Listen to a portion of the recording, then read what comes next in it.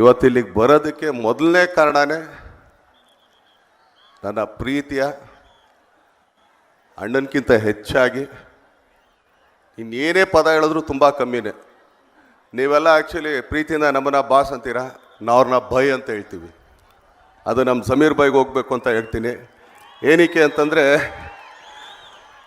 ಇದು ಹೇಳ್ತೀನಿ ಕೇಳ್ರಿ. ಏನಕ್ಕೆ ಅಂತಂದರೆ ಯಾರ ಹತ್ರ ಅಷ್ಟು ಬೇಗ ನಾನು ಸೋಲಲ್ಲ, ತುಂಬ ಕ್ಯಾಲ್ಕುಲೇಟ್ ಮಾಡ್ತೀನಿ ನಾನು. ಆ್ಯಕ್ಚುಲಿ ಒಳಗಡೆ ಬರ್ತಾ ಬೇಡಪ್ಪ ನೀವು ಅಲ್ಲೇ ಇರಿ, ನಾವು ಎಲ್ಲೇ ಇರ್ತೀವಿ, ಬೇಡವೇ ಬೇಡ. ಯಾಕೆಂದರೆ ಆಗಲ್ವಲ್ಲ, ಯಾಕಂದರೆ ನಮ್ದು ಏಕಮಾರ್ ದೋತು ಕೂಡ ಅಲ್ಲೇ ಹೇಳ್ಬಿಟ್ಟು ಅಲ್ಲೇ ಹೋಗ್ಬಿಟ್ಟಿರ್ತೀವಿ ನಾವು.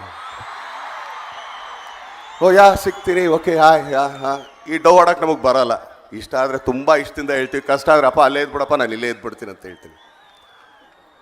ಏನಕ್ಕೆ ಅವ್ರ ಮೇಲೆ ಅಷ್ಟೊಂದು ಪ್ರೀತಿ ನಾನು ತೋರಿಸ್ತೀನಿ ಅಂತಂದರೆ, ಇವತ್ತವರೆಗೂ ಒಂದೇ ಒಂದು ದಿನ ತನಗೋಸ್ಕರ ಯಾವುದೇ ಕಾರಣಕ್ಕೂ ಯಾವುದೇ ಒಂದು ಫಂಕ್ಷನ್ಗೂ ಕರೆದಿಲ್ಲ ಅವರು. ಇದು ಹೇಳ್ಬೇಕು ನಾನು ಆ್ಯಕ್ಚುಲಿ ಇವತ್ತು ಪಬ್ಲಿಕಲ್ಲಿ ಹೇಳ್ಬೇಕಿದ್ದೀನ.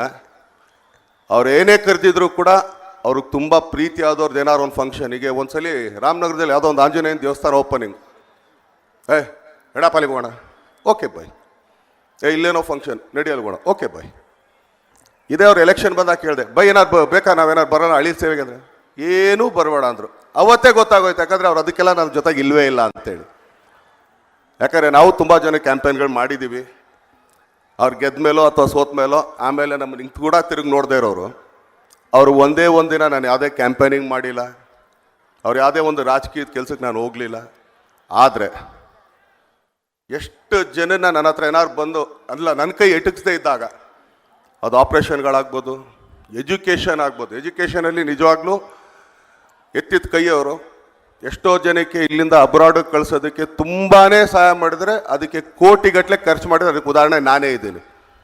ಯಾಕಂದರೆ ನನ್ನ ಕೈಲಿ ಅಫೋರ್ಡ್ ಮಾಡೋಕ್ಕಾಗಲಿಲ್ಲ ಅಂದಾಗ, ಬೈ ಈ ಹುಡುಗ ತುಂಬ ಚೆನ್ನಾಗಿ ಓದ್ತಾನೆ, ಇವನು ಇಲ್ಲೆಲ್ಲೋ ಒಂದು ಕಡೆ ಎಷ್ಟು ವರ್ಷ ಓದ್ತಾನೆ ನಾನು, 3 ವರ್ಷನಾ, 3 ವರ್ಷಕ್ಕೆ ಎಷ್ಟೋ ಅಲ್ಲಿ ಅಲ್ಲೇ ಲೆಕ್ಕಕ್ಕೆ ಅಲ್ಲೇ ಕೊಟ್ಬಿಟ್ಟು ತೊಗೊಂಡೋಗಿಲ್ಲಿಂದ ಅಂತ ಅಂದ್ಬಿಟ್ಟು, ಯಾಕಂದ್ರೆ ಇನ್ನೊಂದ್ಸಲಿ ಬರಬೇಡ ನೀನು ಅಂತ. ಆ ಥರದೊಂದು ಗುಣ ಇರೋಂಥ ವ್ಯಕ್ತಿ ಅವರು. ಅದಾದಮೇಲೆ ಬಿಡ್ರಿ, ಇವತ್ತೊಂದು ಹೇಳ್ತೀನಿ, ಇನ್ನೊಂದು ತುಂಬಾ ಹೇಳ್ಬೇಕಿದ್ದನೆಲ್ಲ, ಯಾಕಂದರೆ ಗೊತ್ತಾಗಲ್ಲ ಅಂತೇಳಿ.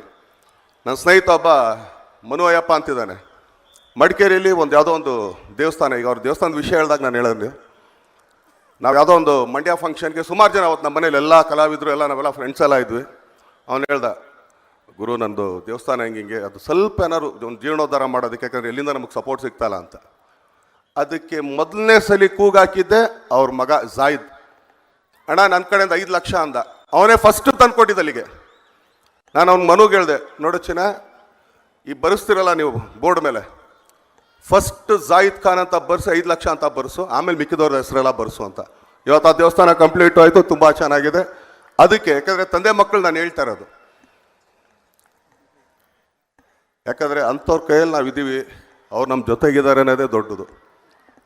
ಸೊ ಇವತ್ತು ಅವ್ರು ಇಲ್ಲಿ ಕರೆದಿದ್ದು ಕೂಡ ಮೊದಲನೇದಾಗ ಅವ್ರಿಗೆ ಬೇಕಾದ್ರೆ ನೆನ್ನೆ ಫೋನ್ ಮಾಡಿ ಇವತ್ತು ಬಾ ಅಂತಿದ್ರು ಬರ್ತಿದ್ರು, ಏನೇ ಕೆಲಸ ಇದ್ರು. ಯಾಕಂದರೆ ನಾನು ಯಾವುದೇ ಕೆಲಸ ಇದ್ದರೂ ಕೂಡ ಒಂದು ಕಾರ್ಯ ಮಾತ್ರ ಅವತ್ತೊಂದು ದಿನ ನಾನು ಎಲ್ಲೂ ಬರೋಲ್ಲ ಅಂತ ಹೇಳ್ತೀನಿ. ಅದು ನಮ್ಮ ತಂದೆ ಕಾರ್ಯ, ವರ್ಷಕ್ಕೊಂದ್ಸಲಿ ಮಾಡೋದು. ಅವತ್ತೊಂದು ದಿನ ಮಾತ್ರ ನಾನು ಯಾರೇ ಕರು ಬರೋಣ ಅಂತ. ಇವತ್ತಿನ ಆ ಕಾರ್ಯ ಇದ್ದಿದ್ರು ಕೂಡ ನಾಳೆ ಮಾಡ್ಕೊಡೋಣ, ಇವತ್ತು ಔಟ್ ಬರೋಣ, ಯಾಕಂದರೆ ಬೈಕ್ ಕರೆದಿರೋದೇ ಫಸ್ಟ್ ಟೈಮ್ ಅಂತ ಅಂದ್ಬಿಟ್ಟು. ಸೊ ಅಂಥ ಒಂದು ಬಾಂಧವ್ಯ ನಂದು ಅವ್ರದ್ದು. ಸೊ ಅವ್ರಿಗೆ ಭಗವಂತ ಹಿಂಗೆ ಇದೇ ರೀತಿ ಎಲ್ರಿಗೂ ಸಹಾಯ ಮಾಡೋ ಅಂತ ಒಂದು ಹಸ್ತ ಹಾಕ್ಕೊಡ್ಲಿ. ಆದರೆ ಮಾಡಿದ್ದೆಲ್ಲೂ ಹೇಳೋದೂ ಇಲ್ಲ. ಇದಕ್ಕೆ ನಾನು ಅವ್ರನ್ನ ತುಂಬ ಇಷ್ಟಪಡೋದು.